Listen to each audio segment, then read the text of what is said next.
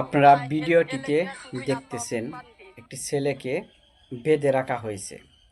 হয়তোবা প্রথম দিকে এই অবস্থায় দেখলে অনেকেই ভাববে বাবা মা কত নির্দয়ভাবে ছেলেটিকে বেঁধে রেখেছে। কিন্তু বাবা মা নিরুপায় হয়েই ছেলেটিকে বেঁধে রেখেছে, কারণ ছেলেটির একটি জটিল রোগ আছে। রোগ থাকার কারণে ছেলেটি যখনই কোলো অবস্থায় তাকে কোনো জায়গায় রাখা হয়, তখন সে নিজেই তার শরীরের বিভিন্ন অংশে আঘাত করতে থাকে। বিশেষ করে মাথায় অনেক জোরে হাত দ্বারা আঘাত করতে থাকে। অনেক সময় রক্তাক্ত হয়ে যায়, কিন্তু সে তার কাজ চালিয়ে যায়, সে আঘাত করতেই থাকে।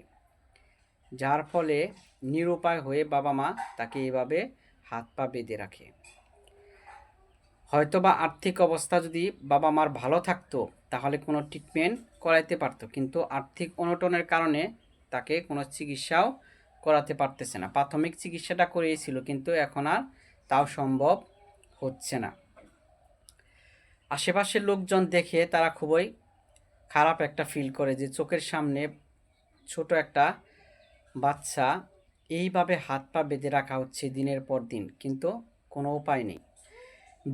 বিত্তবান যারা আছে তারা যদি তার বাবা মাকে সহযোগিতা করে সাহায্য করে তাহলে হয়তো